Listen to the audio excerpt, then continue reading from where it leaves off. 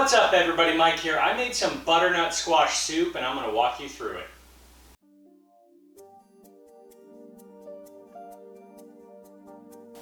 And this is what I'm going to be using to make my soup. The equipment is very standard, it's right over here. The ingredients are laid out right in front of me. We have the hardware basically with about 3 pounds of peeled and chopped butternut squash, half of a yellow onion that has been chopped. We got 4 cloves of garlic minced, a teaspoon of grated ginger, and then 1 shallot that has also been minced.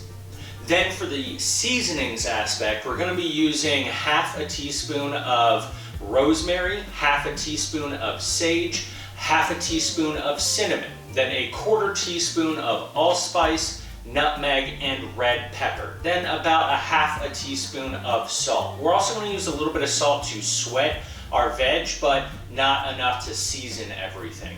We're going to be using some olive oil, and then I have 32 ounces of vegetable stock. I may need a little bit more, and that's in the fridge, but this is what I'm going to start with. So I'm going to walk you through making my vegan soup next.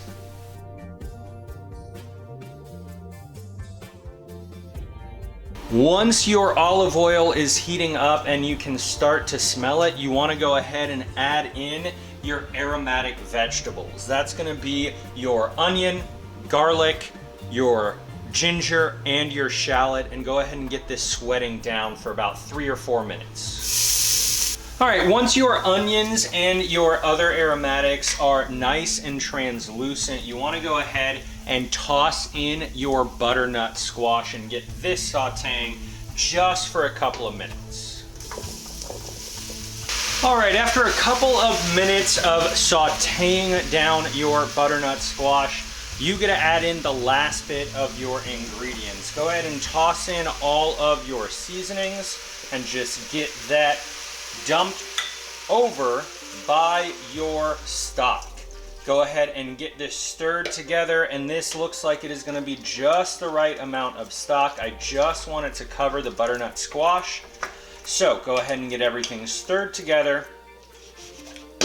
Bring this to a boil, and then you want to go ahead and cover it and let it boil until your pieces of butternut squash are completely tender with a fork, and then I'm going to show you the next step and what that looks like next.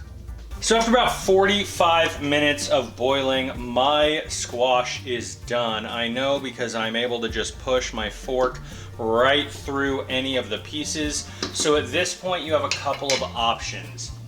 If you want a chunkier soup, just take a mashed potato masher and mash this down to your desired consistency.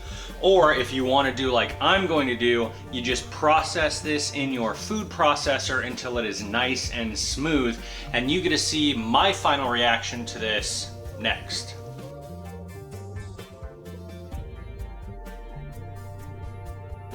And that's how you make my soup. I really hope you do, and if you do, let me know what you think down below. But for right now, just look at my face.